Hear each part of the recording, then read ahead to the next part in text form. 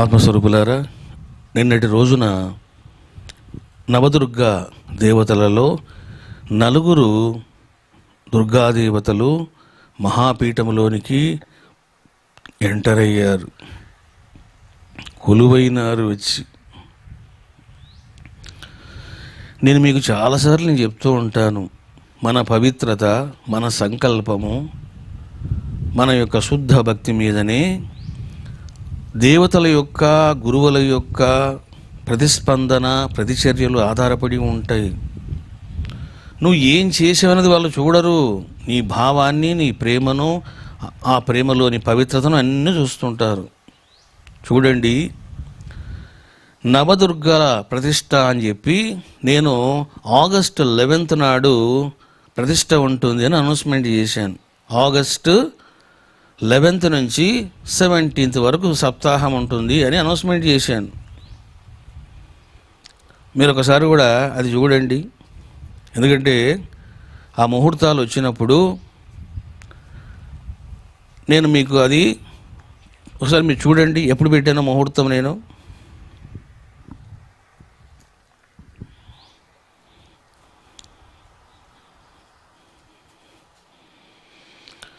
చూడండి, 11/8/2021 బుధవారము, దీపారాధన ఉదయం 7 గంటల నిమిషాలకు. చూసారా బాబు? ఇక్కడ మీకు చమత్కారం అర్థమవుతుంది, అమ్మవారి యొక్క అద్భుత చమత్కారం అర్థమవుతుంది. నిన్న ఏ వారము? బుధవారము. చూడండి, ఆగస్టు 11వ తారీఖు నాడు, బుధవారము నాడు పూజ ప్రారంభము అన్న నేను. అంటే ఆ రోజు ఇంకా స్టార్ట్ అవుతుంది ఉపాసనకు, ప్రతిష్టా కార్యక్రమానికి.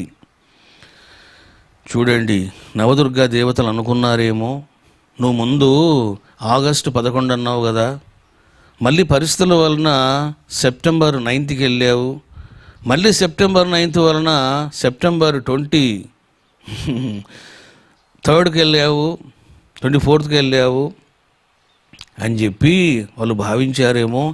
ఎంత ఆశ్చర్యం చూడండి. నిన్న వాళ్ళు మహాపీఠంలోనికి ప్రవేశించారు. నేను మామూలుగా క్యాజువల్గా చూశాను, అసలు ఏంటి ఈరోజు తిథి ఏమిటిది, వీళ్ళు ఎందుకు వచ్చారు ఈరోజు చూస్తే. చూడండి, నిన్న తదియ అంటే ఎవరు తెలుసునా? అమ్మవారి యొక్క తిథి. నేను 11వ తారీఖు ముహూర్తం పెట్టాను. చూడండి, నేను అనుకున్న ప్రకారమే 11 గంటలకు బుధవారం నాడు. చూడండి, వాళ్ళు ఎంటర్ అయ్యారు. నిన్నంతా కూడా వాళ్ళకు స్వాగతం చెప్పడము, నెక్స్ట్ వాళ్ళని తీసుకొని వచ్చి అక్కడ స్థాపన చేయడము, ప్రతిష్ట స్టార్ట్ అయిపోయింది. చూశారా? ఎందుకు ఇవన్నీ జరుగుతున్నాయి? ఎవరైనా ప్లాన్ చేశారా? చూశారా? గుప్తా నాకు ఫోన్ చేశాడు, స్వామి సండే రోజున లారీ బయలుదేరుతుందంట, మరి ఓకేనా స్వామి అన్నారు. నేను వెంటనే అన్నాను, సండే వద్దయ్యా, సండే అంతా బాగా జలసాలో ఉంటారు, తినడము తాగడము ఇవన్నీ ఉంటాయి, వాళ్ళని బాగా ఎంజాయ్ చేయమను, సోమవారం పొద్దున్నే బయలుదేరాలా అన్నాను. చూడండి, నేను చెప్పిన ప్రకారమే సోమవారం నాడు పొద్దున్నే బయలుదేరింది లారీ. అది ఎందుకు చెప్పాను నాకు కూడా తెలియదు. చూడండి, నిన్న చూసుకుంటే 11 వచ్చింది. అప్పుడు నాకు డౌట్ వచ్చి నిన్న అడిగాను వాళ్ళను, ఏమయ్యా నేను ఫస్ట్ ముహూర్తం పెట్టాను కదా, ఎప్పుడు అది చూడండి ఒకసారి అన్న. ఆశ్చర్యం, ఆగస్టు 11th బుధవారము. చూశారా? పూజా కార్యక్రమము, ప్రతిష్టా కార్యక్రమానికి శ్రీకారం చుట్టడం జరిగింది. ఇంకేముంది, ఇప్పుడు వచ్చారు అమ్మవార్లు, అంతటితో అయిపోతుందా? ఇంకా మకర తోరణం చేయించాలి, మాలలు తయారు చేయించాలి, ఆభరణాలు చూసుకోవాలి, చీరలు గట్టి చూసుకోవాలి, చాలా కథలు ఉంటాయి. ఒకటి కాదు, రెండు కాదు. అంటే ఇవన్నీ ప్రతిష్టలో అన్నీ కూడా భాగాలే, అంతర్భాగమే ఇవన్నీ కూడా. చూశారా బాబు? ఎందుకు ఇట్లా జరుగుతున్నాయి అని అంటే నీ సంకల్పము, దాన్నే సంకల్ప శక్తి అంటారు. ఏదైనా ఒక మాట అన్నావు అంటే దానికి పవర్ ఉంటుంది. చూడండి, ఫస్ట్ టైము ప్లాస్టర్ ఆఫ్ ప్యారిస్తో తయారు చేసినటువంటి నవదుర్గలు వచ్చారు మహాపీఠానికి. అప్పుడు ఫస్ట్ టైం ఎవరు ఎంటర్ అయ్యారు లోపలికి అంటే సిద్ధిదాత్రి దేవి వచ్చింది. ఆమె చాలా స్పీడుగా వాయువ్య మూలలో నుంచి ఎంటర్ అయింది ఆమె. నేను వెంటనే అడిగాను, ఈ అమ్మవారు ఎవరయ్యా అన్నాను. స్వామి సిద్ధిదాత్రి దేవి స్వామి అని అక్కడ చూసి చెప్పారు. అందరూ రాశారు సిద్ధిదాత్రి దేవి అని. ప్లాస్టర్ ఆఫ్ ప్యారిస్ విగ్రహాల్లోన ఫస్ట్ టైం వచ్చింది ఎవరు అంటే సిద్ధిదాత్రి దేవి. మరి పాలరాతి విగ్రహాలలోన ఎవరు వచ్చారు ఫస్ట్ టైం? అసలు మహాపీఠములోనికి ఎంటర్ అయినటువంటి దేవత ఎవరు అని అంటే కూష్మాండా దేవి. చూడండి, కూష్మాండా దేవి అంటే 4వ దేవత. మరి కూష్మాండదేవి ఎందుకు వచ్చింది అని అంటే చూసారా, లెక్కలు మనకు తెలియవు కానీ లెక్కల ప్రకారం నడుస్తూ ఉంటాయి. నేను పెళ్ళి కాకముందు అంటే 95 బిఫోర్, బాబా కంటే ముందు కూడా ఇంకా అప్పుడప్పుడే బాబా బహుశా ఎంటర్ అయి ఉంటాడు. అంటే బిఫోర్ సాక్షాత్కారం 93, 94 ఆ ప్రాంతంలో నేను సూర్య ధ్యానం చేసేవాడిని. అంటే సూర్యునికి ఎదురుగా కూర్చొని అలా చూసేవాడిని, అలా చూస్తూ ధ్యానం చేసేవాడిని. కొంతకాలం తర్వాత ఏం జరిగిందంటే నేను ఇంకా బయట ఇట్లా చూస్తే నాకు వస్తువులు కనపడేవి కాదు, అంత సూర్యుడు కనపడేవాడు. ఊరి ఇదేంట్రా నయన అని చెప్పేసి డాక్టర్ చూపించుకోమని ఇంకెక్కువ మంది ఫోర్స్ చేస్తే వెళ్ళి చూపించుకున్నాను. ఆ డాక్టర్ అన్నాడు, ఏమయ్యా నీకు బుద్ధి ఉందా?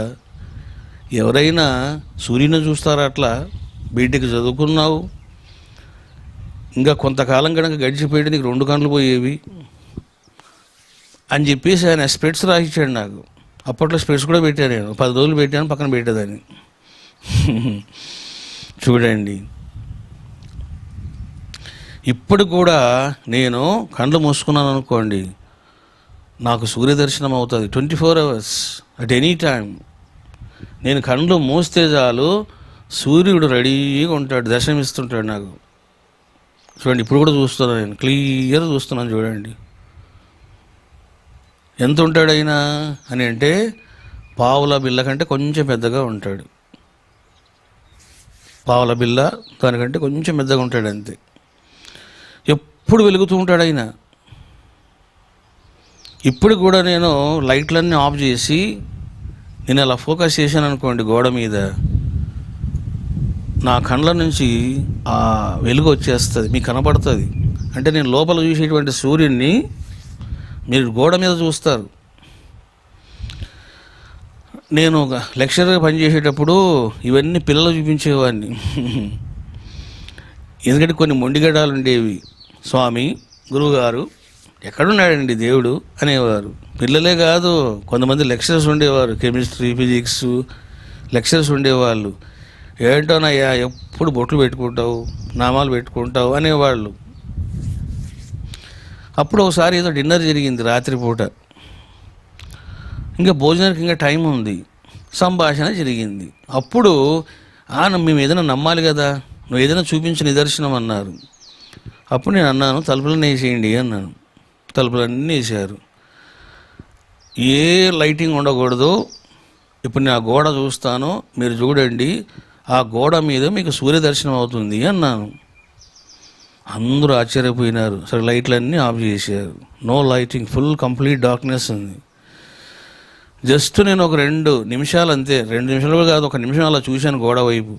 అలా చూడగానే చూడండి గోడ మీద దర్శనం, సూర్యదర్శనం అయింది. అందరూ ఆశ్చర్యపోయినారు.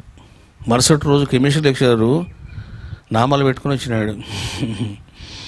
చూశారా, మాటల వలన ఈ ప్రపంచం మారదు, ఓన్లీ దైవత్వం, సిద్ధత్వం.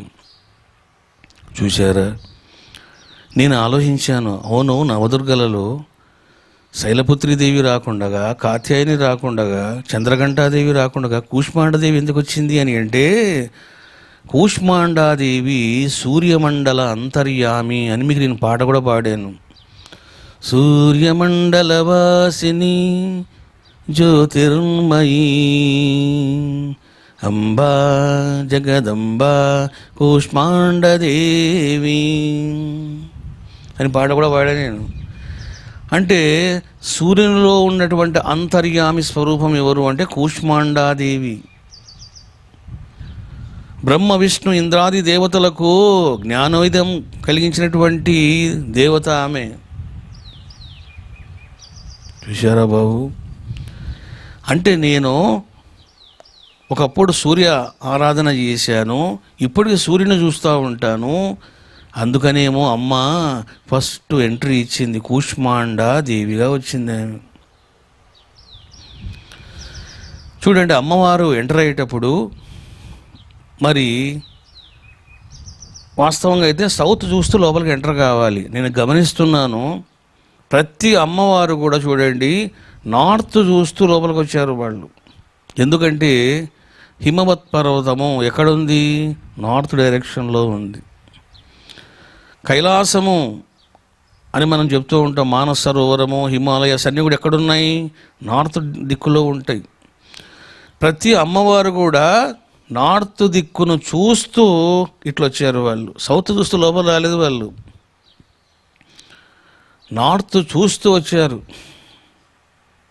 నేను చెప్పాను కూడా భావానికి, వాళ్ళు చూడు ప్రతి అమ్మవారు కూడా గమనించు, వాళ్ళు సౌత్ చూస్తూ రావడం లేదు చూడు, నార్త్ చూస్తూనే ఎంటర్ అయ్యారు వాళ్ళు. ఆ తర్వాత నార్త్ చూస్తూ లోపలికి వచ్చి ఒక ప్రదక్షిణం ఇలా చేయించాను, అమ్మవార్లను తిప్పాను అనమాట.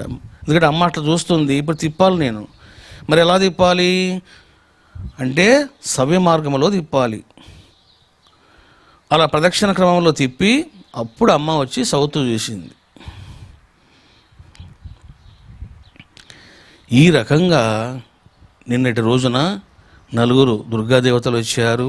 చూడండి కూష్మాండ మరి దేవి ఎలా ఉందో ఏంటో కొంచెం కంగారు కూడా ఉంది నాకు. ఎందుకంటే విగ్రహాలు ఏ మాత్రం నాకు సంతృప్తి కలగలేదనుకోండి, నేను ఎంత సంతోషపడతానో అంత బాధపడతాను. కొంచెం టెన్షన్తోనే ఉన్నా నేను, ఎట్లున్నారో నాయన ఏంటో అని చెప్పేసి. చూడండి ఫస్ట్ కూష్మాండ దేవిని అలా తీశారు తెర. నిజం చెప్తున్నా మీకు, అలా చూడగానే కడుపు నిండిపోయింది నాకు. అంటే 100 కోట్లు తగిలినాయి స్వామి మీకు అని అంటే ఎంత సంతోషిస్తారో అంత సంతోషము, అంత ఆనందం కలిగింది ఫస్ట్ అమ్మవారిని చూసినప్పుడు.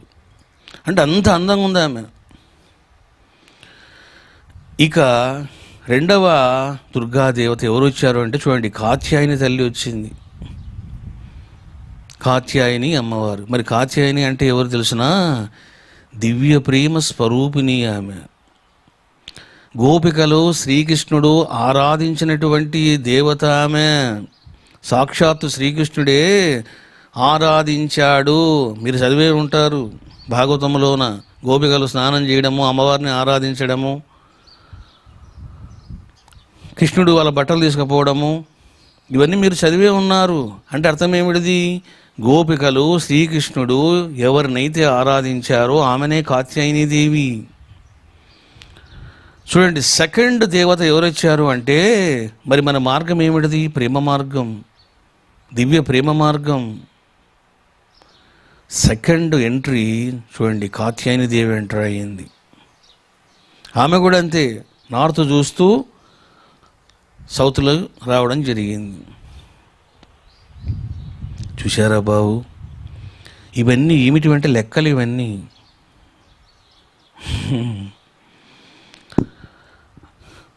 ప్రేమ మార్గం కాబట్టి సెకండ్ ఎంట్రీ కాత్యాయని దేవి ఇచ్చారు. ఇక మూడవ అమ్మవారు చంద్రఘంటాదేవి వచ్చింది.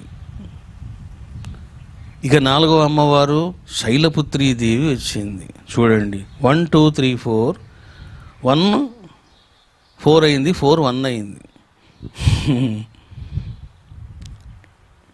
కూష్మాండా దేవత అంటే నెంబర్ 4, శైలపుత్రి దేవి అంటే నెంబర్ 1.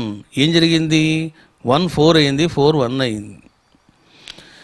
మరి నలుగురు కూడా ఎట్లున్నారు అని అంటే, నలుగురు కూడా మహా అందగత్తెలా ఉన్నారు. వాళ్ళు ఒకరిని మించి ఒకరు ఉన్నారు. ఫస్ట్ కూష్మాండం చూసి అబ్బాబ్బాబ్బా అన్నాను. ఇక కాత్యాయని అమ్మవారిని చూశాను, ఆమె ఇంకా అందంగా ఉన్నారు. చూడండి, చంద్రఘంటాదేవి, తర్వాత శైలపుత్రి దేవి, ఒకరిని మించిన ఒకరు అందంగా ఉన్నారు వాళ్ళు.